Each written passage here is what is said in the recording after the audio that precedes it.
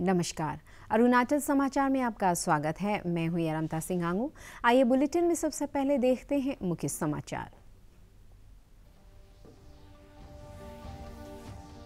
प्रधानमंत्री नरेंद्र मोदी ने लखनऊ में न्यू अर्बन इंडिया थीम पर आयोजित 3 दिवसीय कॉन्क्लेव के मौके पर प्रधानमंत्री आवास शहरी योजना के 75,000 लाभार्थियों को डिजिटल माध्यम से सौंपे आवास। प्रधानमंत्री आवास योजना के लाभार्थियों से भी पीएम ने किया सम्मान।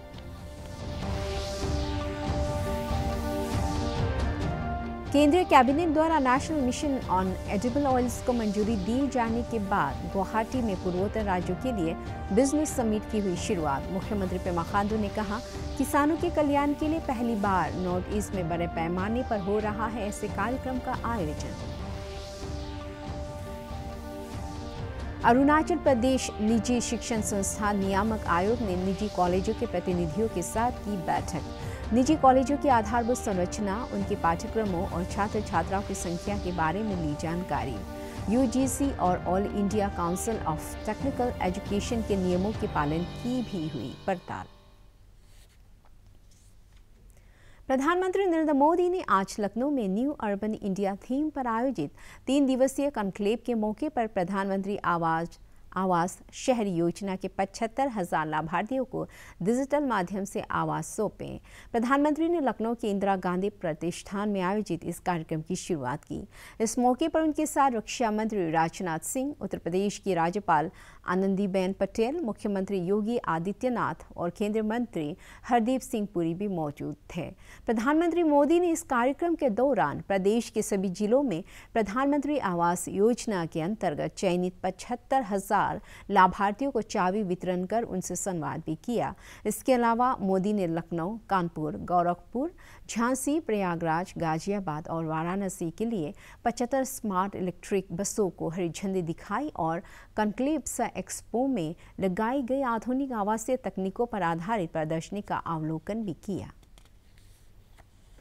जो मेरे परिवारजन है, जो झुग्गी झोपड़ी में जिंदगी जीते थे, जिनके पास पक्की छत नहीं थी, ऐसे 3 करोड़ परिवारों को इस कार्यकाल में एक ही योजना से लखपति बनने का अवसर मिल गया है। इस देश में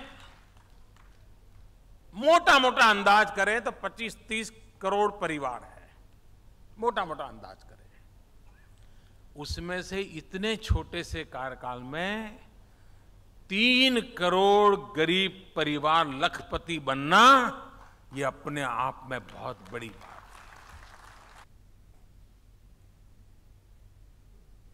केंद्रीय कैबिनेट द्वारा national mission on edible oils को मंजूरी दिए जाने के बाद आज गुवाहाटी में पूर्वोत्तर राज्यों के लिए बिजनेस समिट की शुरुआत हुई, जिसमें केंद्रीय कृषि मंत्री नरेंद्र सिंह तोमर, पूर्वोत्तर क्षेत्र विकास मंत्री जी किशन रेड्डी, अरुणाचल प्रदेश के मुख्यमंत्री पेमा खांडू सहित पूर्वोत्तर राज्यों के कई वरिष्ठ नेता हिस्सा ले रहे हैं। मुख्यमंत्री पेमा खांडू ने कहा है कि किसानों के कल्याण के लिए पूर्वोत्तर में पहली बार इतने बड़े पैमाने पर कोई कार्यक्रम आयोजित किया जा रहा है।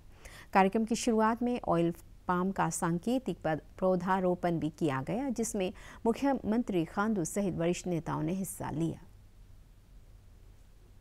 अपर सुबनसिरी जिले में सोमवार को आज़ादी का अमृत महोत्सव के तहत टीकाकरण पर केंद्रित एक कार्यक्रम का आयोजन किया गया, जिसमें विधायक तानिया सोकी, जिला उपायुक्त, जिला मेडिकल अधिकारी सहित कई अन्य जनप्रतिनिधियों एवं अधिकारियों ने हिस्सा लिया। इस कार्यक्रम में बच्चों और गर्भवती महिलाओं के नियमित टीकाकरण पर जोर दिया गया। इसके अलावा कोरोना टीकाकरण में तेजी लाने के उपायों पर भी चर्चा की गई। साथ ही अगस्त 2022 तक पूर्ण टीकाकरण कवरेज का लक्ष्य भी निर्धारित किया गया। इस आज़ादी का अमृत महोत्सव में इम्यूनाइजेशन प्रोग्राम का 3 इम्यूनाइजेशन प्रोग्राम को क्लब अप करके सिंगल एक प्लेटफॉर्म में आज़ादी का अमृत महोत्सव में लाया गया है। इसमें सबसे पहले स्पेशल रूटीन इम्यूनाइजेशन है, देन दूसरा जो है augmentation and saturation of first and second covid vaccination, और तीसरा जो है 90% फुल इम्यूनाइजेशन कवरेज बाय अगस्त 2022। तो इसमें है स्पेशल रूटीन इम्यूनाइजेशन नंबर 1 में जो है टारगेट जो है हमारा 0 to 2 years in pregnant women, इसको स्पेशली टारगेट किया गया है। इसका भी रीज़न यही है कि लास्ट कोरोना पेंडेमिक का समय में थोड़ा सा रूटीन इम्यूनाइजेशन का कवरेज जो है थोड़ा सेटिस्फैक्शन नहीं हुआ है, इसीलिए इसको स्पेशली टारगेट करके ये स्पेशल रूटीन इम्यूनाइजेशन आज से शुरू कर रहा है। ये instant messaging app WhatsApp, Facebook और इंस्टाग्राम ने दुनिया के कई हिस्सों में सोमवार रात को अचानक काम करना बंद कर दिया। कई सोशल मीडिया यूजर्स ने ट्विटर पर शिकायत की कि वे अपने व्हाट्सएप, फेसबुक और इंस्टाग्राम अकाउंट्स को एक्सेस नहीं कर पा रहे हैं। इस गड़बड़ी के कारण व्हाट्सएप यूजर्स टेक्स्ट मैसेज भेज या रिसीव नहीं कर पा रहे थे, साथ ही वॉइस और वीडियो कॉल्स में भी प्रॉब्लम आ रही थी। तकरीबन 6 घंटे तक डाउन रहने के बाद इन सोशल मीडिया ऐप्स ने फिर से काम करना शुरू कर दिया है। सोशल मीडिया प्लेटफॉर्म्स के डाउन होने के बाद ये साफ नहीं हो सका है कि इसके पीछे की वजह क्या थी। अरुणाचल प्रदेश के निजी विश्वविद्यालयों और कॉलेजों के नियमन के लिए 2020 में स्थापित अरुणाचल प्रदेश निजी शिक्षण संस्थान नियामक आयोग APPEIRC ने आज निजी कॉलेजों के साथ एक महत्वपूर्ण बैठक की। इस बैठक में राज्य के निजी BEd कॉलेज, होम्योपैथिक कॉलेज सहित कई अन्य निजी कॉलेजों के प्रतिनिधियों ने हिस्सा लिया। आयोग के अधिकारियों ने निजी कॉलेजों की आधारभूत संरचना, उनके पाठ्यक्रमों और छात्र छात्राओं की संख्या के बारे में जानकारी ली। इसके अलावा इस बात की भी पड़ताल की गई कि निजी कॉलेजों में विश्वविद्यालय अनुदान आयोग UGC और all India council of technical education के नियमों का पालन किया जा रहा है या नहीं। 19 कॉलेजेस है जिसमें आज 14 जो प्रिंसिपल्स है वहाँ पे आए, बाकी सब स्टेट से मतलब।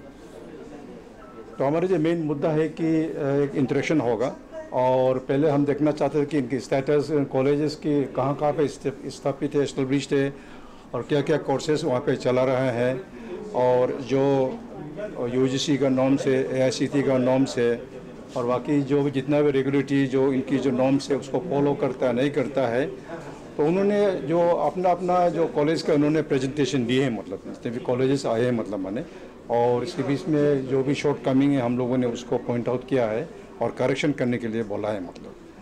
तो हम चाहते हैं कि जितने भी कॉलेजेस है क्योंकि क्वालिटी एजुकेशन लाना है और हम उसको छानबीन करेंगे कि रूल्स रेगुलेशन फॉलो करता है नहीं करता है, अगर नहीं करता क्यों नहीं करता है। और हमारे यहाँ पे भी जो कमीशन में हमको पावर दिया गया है।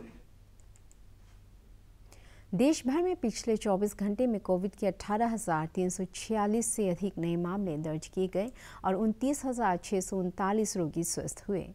केंद्रीय स्वास्थ्य मंत्रालय के अनुसार इस समय देश में 2,52,902 सक्रिय मामले हैं और रिकवरी दर 97.93% हो गई है। भारतीय आयुर्विज्ञान अनुसंधान परिषद ICMR के अनुसार अब तक देश में 91 करोड़ 54 लाख से अधिक कोविड टीके लगाए जा चुके हैं। इधर अरुणाचल प्रदेश में सोमवार को कोविड संक्रमण के 27 नए मामले सामने आए और 21 रोगी स्वस्थ हुए। इस दौरान राज्य में कोविड के सक्रिय मामलों की संख्या 414 है और रिकवरी दर 98.74% है। सोमवार को कोरोना जांच के लिए राज्य भर से 2,695 सैंपल एकत्र किए गए। राज्य में अब तक 12,02,335 कोविड टीके लगाए जा चुके हैं और 8,63,650 टीके उपलब्ध हैं। All Arunachal Pradesh student union APSU ने ऑफस्प्रिंग मुद्दे पर प्रस्तावित ड्राफ्ट को प्रकाशित करने में हो रही कथित देरी के विरोध में आज ईटानगर सहित पूरे राज्य में social justice and empowerment and tribal affairs department के खिलाफ प्रदर्शन किया। APSU की मांग है कि यदि अरुणाचल प्रदेश की कोई ट्राइबल महिला यदि राज्य से बाहर के व्यक्ति या किसी नॉन ट्राइबल व्यक्ति से शादी करती है तो उसे या उसके संतान को राज्य में ST बेनिफिट नहीं दिया जाना चाहिए और APSU सोशल जस्टिस डिपार्टमेंट से इस बारे में आधिकारिक दस्तावेज जारी करने की मांग करता रहा है। APSU के नेताओं ने कहा कि आज हुए विरोध प्रदर्शन से उम्मीद है कि राज्य सरकार जल्द ड्राफ्ट प्रकाशित करेगी। केंद्र सरकार की नई ड्रोन पॉलिसी से पर्यटन सहित अन्य क्षेत्र में एक नए युग की शुरुआत होने की संभावना है। नई नीति लागू होने से ड्रोन ऑपरेटर्स को मंजूरी की जटिल प्रक्रिया से नहीं गुजरना पड़ेगा। पहले ड्रोन की मंजूरी लेने के लिए 25 फॉर्म भरने होते थे, लेकिन अब सिर्फ 5 फॉर्म भरने हैं। पहले 72 प्रकार की फीस देनी पड़ती थी, लेकिन अब इसे घटाकर 4 कर दिया गया है। ग्रीन जोन्स में ड्रोन ऑपरेट करने के लिए अब किसी मंजूरी की जरूरत नहीं है। प्रधानमंत्री नरेंद्र मोदी ने कहा है कि नई ड्रोन पॉलिसी से पहाड़ी इलाके के लोगों के जीवन में सकारात्मक बदलाव आ सकता है। एक इंसेंटिव स्कीम उस क्षेत्र के लिए घोषित की जाती है।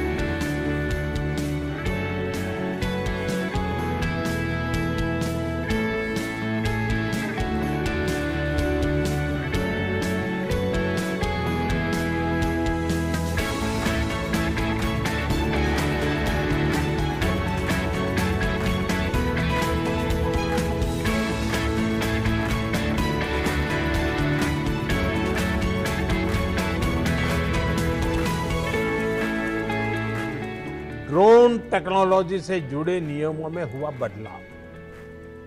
अब इसके नियम बहुत आसान बना दिए गए हैं। मैं समझता हूं ड्रोन टेक्नोलॉजी का सही इस्तेमाल हमारे पहाड़ी इलाकों के लोगों का पूरा जीवन बदल सकता है। भारत का शानदार स्वाधीनता संघर्ष आधुनिक विश्व के महानतम संघर्षों में से एक है। दूरदर्शन समाचार द्वारा प्रसारित किए जा रहे आज़ादी का सफर में आज हम बात करेंगे स्वतंत्रता सेनानी बाजी राउत के बारे में।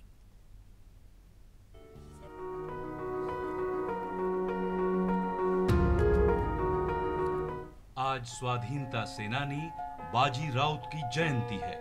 मात्र 12 वर्ष की उम्र में ही उन्होंने अंग्रेजों का हुक्म मानने से इनकार कर दिया था और ब्रिटिश सिपाहियों के सामने निर्भीक खड़े हो गए थे। बाजी राउत का जन्म 5 अक्टूबर 1926 को ओडिशा के ढेनकानाल के नीलकंठपुर गांव में हुआ था। उनके कोमल कंधों पर ब्राह्मणी नदी के नीलकंठपुर घाट पर पुलिस और सेना के आवागमन पर नजर रखने की जिम्मेदारी थी। 10 अक्टूबर सन 1938 की रात वहाँ कई पुलिस वाले और सैनिक आए और बाजी से नदी पार कराने को कहा, लेकिन 12 वर्ष के बालक ने ऐसा करने से साफ मना कर दिया। गुस्साए सैनिकों ने उनके सिर पर बंदूक के बट से हमला किया। इससे उनके सिर में गंभीर चोट आई। फिर भी बालक बाजी डरे नहीं और उन्होंने हल्ला मचा दिया, जिससे गांव वाले सचेत हो गए। सर से काफी खून बह जाने के कारण उसी रात बाजी राउत का निधन हो गया। 5 अक्टूबर सन 1938 को केरल के कड़क्कल में ब्रिटिश सेना और स्वतंत्रता सेनानियों के बीच जबरदस्त संघर्ष हुआ था और इससे पहले 29 सितंबर से लेकर 1 अक्टूबर तक चेंगेनूर में भी संघर्ष चलता रहा था। मध्य त्रावणकोर की इस जगह और आसपास के गांवों में सेना स्वतंत्रता सेनानियों पर कार्रवाई करती रहती थी। अरुणाचल समाचार के आज के अंक में इतना ही। जाने से पहले आप सभी से अनुरोध है कि कोविड-19 के दिशा निर्देशों का पालन करें, हमेशा मास्क लगाएं, बार-बार हाथ धोएं और सोशल डिस्टेंसिंग के नियमों को मानें। कोरोना महामारी से बचाव के लिए आपका वैक्सीन लगवाना भी जरूरी है। अगर आप वैक्सीन लगवाने के पात्र हैं तो जरूर लगवाएं। हम कल फिर हाजिर होंगे अरुणाचल और देश दुनिया की खबरों के साथ। जल्दी आपको बता दें, आप अरुणाचल समाचार हमारे YouTube channel DD news Arunachal पर भी देख सकते हैं। देखते रहिए अरुण प्रभा। नमस्कार।